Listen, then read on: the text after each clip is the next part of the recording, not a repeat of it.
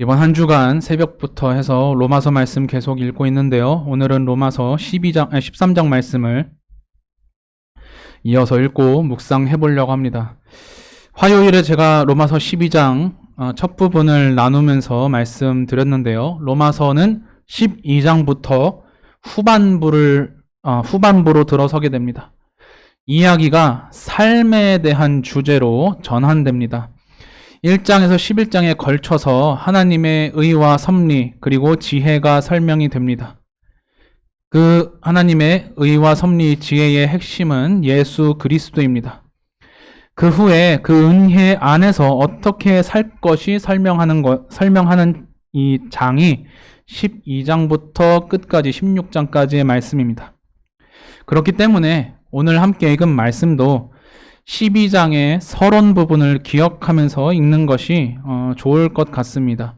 12장 1절 2절을 바로 앞에 있는데요. 한 장만 넘겨보시면은 12장 1절 2절 우리가 함께 읽어보도록 하겠습니다. 그러므로 형제들아 내가 하나님의 모든 자비하심으로 너희를 권하노니 너희 몸을 하나님이 기뻐하시는 거룩한 산 제물로 드리라. 이는 너희가 드릴 영적 예배니라. 너희는 이 세대를 본받지 말고 오직 마음을 새롭게 함으로 변화를 받아 하나님의 선하시고 기뻐하시고 온전하신 뜻이 무엇인지 분별하도록 하라. 아멘. 바울은 하나님의 그 의와 그 지혜, 그 구원의 은혜를 이미 앞서 설명했습니다. 그래서 하나님의 모든 자비하심으로 성도들에게 삶을 권하고 있습니다. 우리 몸을 하나님이 기뻐하시는 거룩한 산 제물로 드리라고 합니다. 마음만 드리거나 영만 드리는 게 아니라 우리의 몸, 나라는 사람 전체, 나라는 인격체를 하나님 앞에 드리라는 겁니다. 그리고 그게 영적 예배라고 합니다. 좀 더 원어를 직역하면 합당한, 합리적인 예배입니다. 영이신 하나님께 알맞은 예배는 나 전체를 드리는 겁니다. 하나님이 영이시기 때문에 요한복음 말씀처럼 영으로 예배 드리는 것이 마땅하지만 단지 우리는 그때 말하는 영도 단순히 영만을 의미하진 않습니다. 요한복음 말씀 오늘 자세히 이야기하진 않을 거지만 이 로마서 말씀만 봐도 세상을 만드신 하나님 앞에 우리의 삶을 드릴 때 나의 삶, 나의 생활, 내가 가진 시간을 모두 하나님 앞에 드리는 것이 합당합니다. 그리고 바울은 그게 하나님 앞에 영적인 예배가 된다고 합니다. 그렇기 때문에 2절처럼 권면하는 겁니다. 이 세대를 본받지 말고 마음을 새롭게 해서 하나님께 변화를 받으러 갑니다. 그렇게 해서 변화를 받고 또 받아서 하나님의 선하시고 기뻐하시고 온전하신 뜻이 무엇인지 분별하면서 살아야 된다고 합니다. 이게 바로 로마서 12장에서 16장까지에 걸친 그리스도인의 삶의 기본기입니다. 무엇을 하든 내 몸을 거룩한 산 제물로 드리고 내 마음을 새롭게 하나님 앞에 드려서 세상을 따라가지 않고 하나님의 그 선하시고 온전하신 뜻이 분별하며 살 수 있는 변화를 입으면서 세상을 살라는 것. 이게 로마서 후반절 모든 부분에 깔려있는 가장 기초적인 것입니다. 우리는 하나님께 구원을 입고 하나님 나라의 백성이 되었습니다. 하나님의 자녀가 되었습니다. 그래서 하나님의 나라를 이 땅에서부터 살아가게 됩니다. 물론 이 땅에서 그 나라는 영적인 하나님과 함께 사는 기본적으로 영적인 나라입니다. 우리 눈에 보이지 않습니다. 그래서 예수님도 이 땅에 계실 때, 잡히셨을 때, 내 나라는 이 세상에 속하지 않았다고 말씀하셨습니다. 하지만 동시에 우리는 그 영적인 나라를 살아가지만 육을 가지고 이 세상을 여전히 동시에 살아갑니다.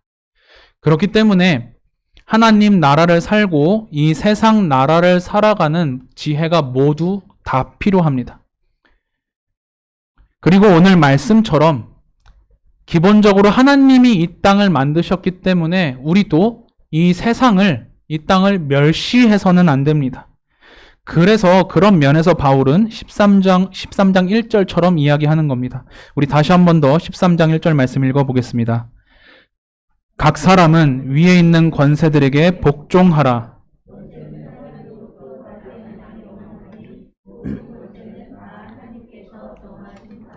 아멘. 로마 시대 때 로마가 유대의 땅을 식민 지배하니까 아마 더욱더 그런 마음이 들었을 것입니다. 이 세대를 본받지 말라고 해서 세상 질서를 거부하고 무시하라는 말씀은 아닙니다. 그런데 이 말을 오해해서 정말로 자기가 속한 나라의 질서마저 무시했던 사람들이 생겨났던 것 같습니다. 사람이 완전하지 않기 때문에, 그리고 악하기 때문에 그런 사람이 만든 질서 속에는 잘못된 것도 있고 악한 것도 있을 수 있습니다.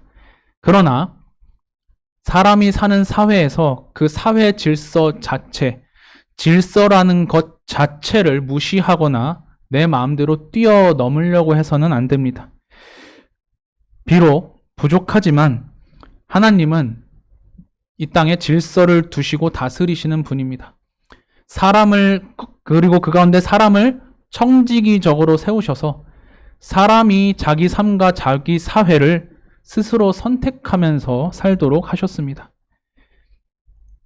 말씀드렸다시피 사람이 죄인이고 악하기 때문에 잘못된 질서를 만들 수도 있고 행할 수도 있지만, 그러나 질서 자체를 무시하면 세상이 제대로 돌아갈 수가 없습니다. 바울은 그런 면에서 이야기하는 겁니다. 권세들에게 복종하고 그것이 하나님께로부터 나지 않음이 없으니, 하나님이 허락하시지 않았으면 그 질서가 이 땅에 존재할 수가 없으니 존재하고 있는 동안은 기본적으로는 인정해야 된다는 겁니다. 로마서 13장 자체는 권세가 잘못됐거나 악한 걸 할 때의 이야기를 하고 있지는 않습니다. 그래서 오늘 저도 오늘 말씀을 묵상하고 설교하면서 그것에 대한 사항이나 예외들은 이야기하지 않으려고 합니다. 다만 오늘 말씀에 있듯이 세상 질서를 어떻게 우리가 기본적으로 대할지 함께 살펴봤으면 좋겠습니다. 오늘 읽은 말씀 2절부터 5절까지의 말씀 우리가 다시 한 번만 더 읽어보겠습니다. 그러므로 권세를 거스르는 자는 하나님의 명을 거스름이니 거스르는 자들은 심판을 자취하리라. 다스리는 자들은 선한 일에 대하여 두려움이 되지 않고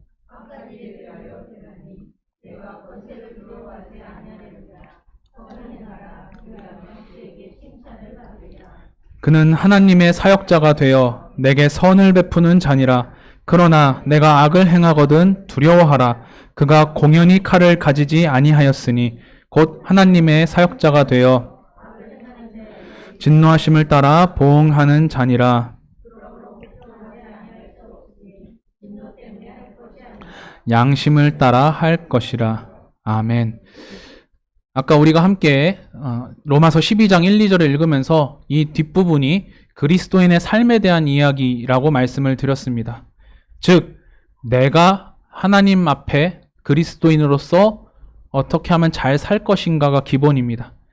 그래서 새벽 기도 때 읽었던 말씀 12장 뒷부분을 천천히 읽어보면 공동체에 대한 이야기가 함께 나옵니다. 그리스도인으로서 공동체원으로서 어떻게 섬기고 어떻게 살 것인가에 대한 이야기입니다. 그것이 이제 오늘 말씀까지 이어졌는데요. 3절과 4절을 보시면요. 다스리는 자는 악한 일에 대하여 두려움이 된다고 합니다. 그래서 4절에서 내가 악을 행하거든 두려워하라고 합니다. 왜냐하면 악을 행하는 자에게 진노하심을 따라 보응하는 자가 세상 권세라고 합니다. 즉 세상 권세를 대하는 그리스도인의 기본 태도는 두려움입니다. 무엇을 위한 두려움이냐면요. 내가 악을 행하지 않도록 나를 제어하고 내 인생에 브레이크를 거는, 나를 멈추는 두려움을 가지게 하는 존재가 세상 권세입니다. 내가 내 마음대로 쉽게 판단하고 내 뜻대로 욕심대로 하고 싶어서 무질서하게 사는 게 아니라 세상 권세, 법을 보면서 내가 이 법을 어기면 내가 벌을 받겠구나 라는 두려움과 함께 내가 선을 넘지 않도록, 그래서 내가 하나님 앞에 최소한의 악을 범하지 않도록 하는 것이 바로 세상 권세의 기능입니다. 그래서 우리는 이 권세를 볼 때 이 권세에게 주신 4절 말씀처럼 하나님이 주신 칼을 볼 수 있어야 합니다. 그게 그리스도인의 기본 태도입니다. 하나님이 그 세상 권세에게 주신 칼로 나를 벌하실 수도 있다. 내가 함부로 선을 넘으면, 내가 멈추지 않는 자동차처럼 계속 달리면 하나님이 나를 세상 권세를 통해서 멈추게 하실 수도 있다. 아, 이거는 세상이 보기에도 악한데 하나님 보시기에는 얼마나 악할까? 이러한 것들을 알고 스스로 경계하고 넘어서지 않도록 하는 것이 바로 세상 권세의 기능입니다. 세상 사람들이 얼마나 악한지 여러분 살아보셨으니까 아실 겁니다. 법이 있지만 법을 쉽게 피하려고 하거나 보이지 않으니까 어겨서 이득을 취하려고 하거나 하는 행동이 참 많습니다. 그런데 그리스도인은 하나님을 생각해서 그렇게 하면 안 됩니다. 세상의 법을 피할 수 있어도 함부로 피하려고 하지 않는 것. 하나님 앞에서 내 양심을 지켜서 그와 같이 살려는 것. 그게 바로 세상 권세 앞에서 그리스도인이 가져야 할 기본적인 태도입니다. 그래서 5절 말씀은 두려워할 수 있지만 그러나 두려움으로 하지 말고 양심으로 하라고 권면합니다. 양심이 아직 성숙하지 않았거나 약하면 두려움으로라도 지켜야만 합니다만 그리스도인이라면, 그리스도인답게 살고자 한다면 양심으로 스스로 멈춰야만 합니다. 안 된다는 것을 마음으로 미리 알아야만 합니다. 그것이 바로 그리스도인의 세상을 사는 삶의 기본적인 자세입니다. 그래서 6절, 7절 말씀에도 조세에 대한 이야기를 나올 때 기본적으로 할 것을 다 하라고 이야기하고 있습니다. 예수님께서 시험 당하실 때 하셨던 대답을 기억하십니까? 제가 마가복음 12장 17절 말씀을 읽어드리겠습니다. 예수께서 이르시되 가이사의 것은 가이사에게, 하나님의 것은 하나님께 바치라 하시니 그들이 예수께 대하여 매우 놀랍게 여기더라. 아멘. 예수님을 바리새인들과 서기관들이 시험하고자 할 때 예수님은 당당하게 말씀하십니다. 세상 권세에 바칠 것은 그대로 바치고 하나님의 것은 하나님께 마땅히 드려라. 그리고 사람들은 그 지혜에 감탄해서 더 이상 예수님을 그 순간은 시험하지 못합니다. 이 말씀대로 우리는 세상에 살 때 세상에 사는 지혜를 가지고 할 의무를 기본적으로 해야 합니다. 탈세하는 사람들 참으로 많고 뉴스에도 나오고 심지어 교회에 다니면서도 세금 내기 아까워서 피하려고 하는 분들을 가끔 볼 수가 있습니다. 우리는 하나님 앞에서 사람들과 함께 살아간다면 사람들과 함께 하는 사회에 기본적인 의무를 다하려고 해야 됩니다. 그게 우리가 세상을 살아가는 사람들과 함께하는 기본적인 태도라고 할 수 있습니다. 그게 바로 하나님 나라를 살고 세상 나라를 살아가는 기본적인 태도입니다. 하나님 나라를 산다고 해서 이 땅을 무시해서는 안 됩니다. 이 당시에 있던 몇몇 이단들이 실제로 그러하게 살았습니다. 우리는 영적인 존재고 영적인 하나님 나라의 신민이니 하나님의 자녀이니 이 땅에서의 삶은 이제 더 이상 필요가 없으니 그냥 마음대로 해라. 이 땅에 있는 것 무시하고 너 하고 싶은 뜻대로 내버려둬도 괜찮다라고 가르쳤던 사람들이 있습니다. 그러나 하나님은 바울을 통해서 우리에게 그러면 안 된다고 이야기하십니다. 이 땅에서의 삶 하나님께서 주신 것이니 이 땅에서 살아가는 그것 마땅히 할 것 지키라고 말씀하십니다. 그래서 7절, 8절 말씀을 읽어보면 이렇게 말씀이 이어집니다. 우리 7절, 8절 말씀 다시 한번 읽어보겠습니다. 모든 자에게 줄 것을 주되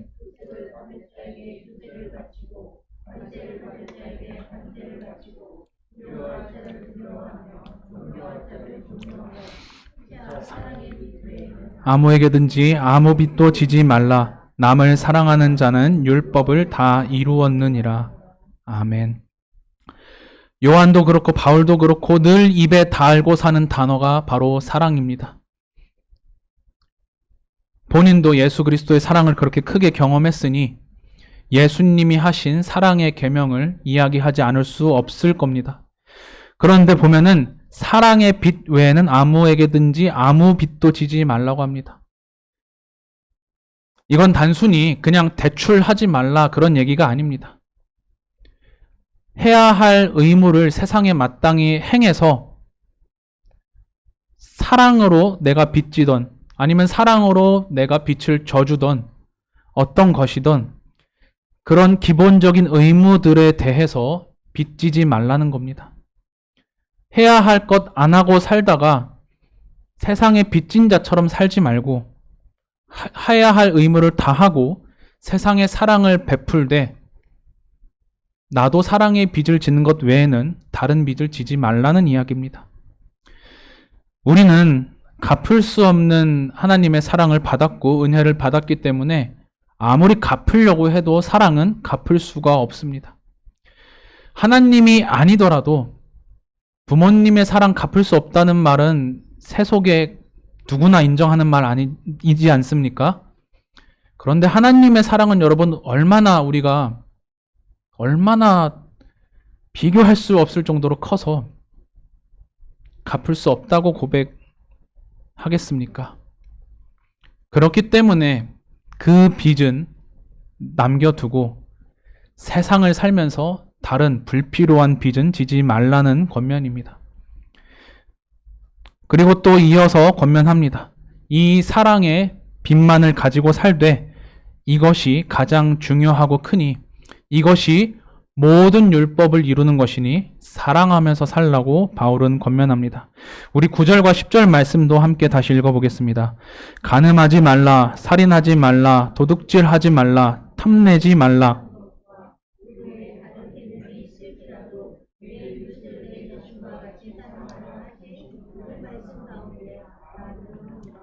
사랑은 이웃에게 악을 행하지 아니하나니 그러므로 사랑은 율법의 완성이니라. 아멘.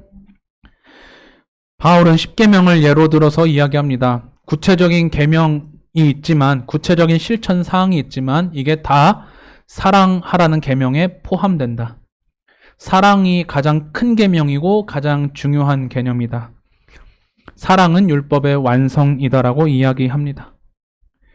사랑하면 이웃에게 악을 행하지 않는다고 합니다. 사랑하는 사람이 자기 나라의 법을 함부로 어길 수는 없을 겁니다. 하나님을 사랑하고 이웃을 사랑하며 그 땅 백성을 사랑하는 사람이 그 땅의 법을 함부로 어길 리가 없습니다. 그래서 바울은 로마 교회 교인들에게 이야기하는 겁니다. 정말로 사랑하면 악을 행할 수도 없고 함부로 지나치게 살 수도 없다. 그러므로 사랑이 무엇인지, 하나님이 말씀하신 사랑이 무엇인지 다시 한 번 더 기억하고 모든 율법을 이루는 사랑으로 살라고 권면합니다. 내가 남을 사랑하는데 남을 팔아먹거나 뒤통수 치거나 사기쳐서 이득을 얻거나 아니면 작당해서 불법으로 돈을 벌 수 없을 것입니다. 그게 바로 하나님을 사랑하는 사랑이자 동시에 이웃과 세상을 사랑하는 그리스도인의 사랑입니다. 사랑은 윤리나 도덕을 지킬 뿐만 아니라 그 이상의 것을 하나님 앞에 드리는 것이기 때문에 그 이하의 것을 다 준수하게끔 되어 있습니다. 물론 우리가 연약할 때문에 실패할 때도 있지만 그러나 사랑은 변함없는 절대적인 계명입니다. 우리는 그 사랑을 가지고 세상의 권세에 대한 올바른 관점을 가지면서 살아가야만 합니다. 이러한 가르침이 신약 성경에서 자주 반복되는 이유는 이미 종말의 때이기 종말의 때를 살고 있는 것이기 때문입니다. 우리 11절에서 14절 말씀을 마저 읽어보도록 하겠습니다. 또한 너희가 이 시기를 알거니와 자다 깰 때가 벌써 되었으니 이제 우리의 구원이 처음 믿을 때보다 가까웠음이라. 밤이 깊고 낮이 가까웠으니 그러므로 우리가 어둠의 일을 벗고 빛의 갑옷을 입자. 단정히 행하고 방탕하거나 술 취하지 말며 음란하거나 호색하지 말며 다투거나 시기하지 말고 오직 주 예수 그리스도로 옷 입고 정욕을 위하여 육신의 일을 도모하지 말라. 아멘. 바울은 성도들에게 너희가 이 시기를 안다고 합니다. 종말이라는 것은 특별한 사람만이 깨달아 아는 게 절대 아닙니다. 예수님을 믿는 성도라면 누구나 지금이 종말이라는 것을 알고 있습니다. 이단이 교주를 세워 말하는 것처럼 누군가가 특별히 가르쳐줘서 지금이 종말인 걸 아는 게 아닙니다. 예수님이 이미 승천하셨고 언제 오실지 아무도 모릅니다.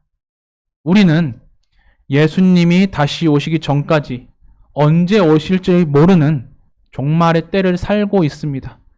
그게 바로 신약 성경의 가르침이고 신약 성경에 말하는 진리입니다. 예수님이 승천하셨을 때보다 바울이 살아있는 시기도 이미 때가 좀 지났으니 당연히 종말이 가까워 오는 것이 당연합니다. 2000년 이상이 지났습니다. 성도님들, 이때보다 우리가 살고 있는 지금이 훨씬 더 종말에 가깝지 않겠습니까? 그래서 성도들에게 바울이 이야기하는 겁니다. 여러분이 이 시기를 어느 시기인지 알고 있습니다. 깨어 있어야 할 때입니다. 사람들은 밤에 사는 것처럼 살지만 숨어서 범죄하고 자기 욕심을 채우고 자기 뜻을 위하여서 살지만 우리는 그렇게 하지 말고 낮에 살듯이 남이 내 행동을 마치 다 볼 수 있는, 그래서 조심해야 되는 때처럼 살아야 합니다라고 이야기하는 겁니다. 세상 권세에 대한 태도를 아까 말씀드렸는데 이것과 이것이 일맥상통하지 않습니까? 법이 나를 다 보고 있는 것처럼, 내가 법에 걸려 넘어질 것처럼 조심하며 살듯 하나님 앞에서 우리는 낮을 사는 사람처럼 살아야 합니다. 사람들이 어둡게 살 때 우리는 하나님이 주시는 빛의 갑옷을 입고 14절처럼 주 예수 그리스도를 옷 입고 살아야 합니다. 세상 사람들이 자기 정욕을 위해서 법을 어기고 편법으로 자기 이득을 취할 때 우리는 그런 식으로 육신의 일을 도모하는 것이 아니라 하나님 앞에 정직하게 벌고 정직하게 하나님이 주신 것을 받고 정직하게 하나님의 것은 하나님께 드리고 세상에 줄 것은 내어주면서 하나님이 기뻐하시는 뜻이 무엇인지 정말로 분별하며 살아야만 합니다. 그게 바로 오늘 바울이 이야기하고 있는 세상 권세를 인정하라는 태도입니다. 옛날에 제가 들었던 이야기들을 떠올릴 때마다 참 가슴이 아픈데 많은 분들이 이 13장 1절 말씀만 가지고 내가 옳게 여기는 사람이 집권하면은 그 사람의 권세를 존중하고 뭐라고 하지 말아야 된다고 하고, 내가 싫어하는 사람들이 집권하면 저 권세는 벌 받아야 된다고 함부로 이야기하는 경우가 참 많았습니다. 물론 개개인의 판단에 따라 그렇게 이야기할 수도 있습니다. 하지만 기본적으로 로마서 13장은 그런 이야기를 하고 있지 않습니다. 그리스도인이 살아가야 할 기본 태도를 이야기하고 있습니다. 그러므로 사랑하는 성도님들, 세상 권세에 대한 우리 각자의 안타까움과 불만이 있겠지만, 그러나 기본적인 사회 질서를 바라볼 때는 내가 이 질서를 지키고 나부터 이 질서 속에서 악을 행하지 않으려고 하는 마음으로 살아가야 한다는 것을 기억하시면 좋겠습니다. 우리는 이 땅에 질서를 세우시고 또 질서를 어길 수밖에 없는 우리를 구원하신 하나님 안에서 사는 사람들입니다. 우리는 질서를 망가뜨리는 사람이 되어서는 안 됩니다. 잘못된 질서가 있으면 바로 잡으려고 해야 하지만 세상 사람들은 질서를 바로 잡으려고 질서를 깨기도 합니다. 내가 가진 힘으로, 돈으로, 권력으로, 권세로 내 눈에 보이는 대로 그거를 강제로 붙잡으려고 하기도 합니다. 그러나 그런 것은 그리스도인의 기본 태도는 아닌 것 같습니다. 로마서 12장 1절에서 2절 말씀 앞으로 넘어가서 우리가 다시 한 번만 더 읽어보겠습니다. 그러므로 형제들아 내가 하나님의 모든 자비하심으로 너희를 권하노니 너희 몸을 하나님이 기뻐하시는 거룩한 산 제물로 드리라. 이는 너희가 드릴 영적 예배니라. 너희는 이 세대를 본받지 말고 오직 마음을 새롭게 함으로 변화를 받아 하나님의 선하시고 기뻐하시고 온전하신 뜻이 무엇인지 분별하도록 하라. 아멘. 하나님의 자비하심을 얻은 존귀하신 성도님들, 세상을 살아갈 때 언제든 코람데오라는 단어처럼 언제든 나의 몸을 드린다는 태도로 늘 살아가시기를 축원합니다. 또 그런 삶을 살면서 이 세대를 본받지 않으려고 부디 애쓰시기를 바랍니다. 바울이 로마서 13장을 통해 세상 권세에 대한 얘기를 한 것처럼 세상 사람들이 오히려 더 세상 권세를 어기고 자기 욕심대로 살 때 그런 세대를 본받지 않고 질서를 이 땅 가운데 세워놓으신 하나님의 뜻을 헤아리며 세상 권세에 준 하나님의 칼을 바라보실 수 있었으면 좋겠습니다. 세상이 무질서해 보이지만 하나님이 다스리시기 때문에 그나마 질서가 있는 줄 믿습니다.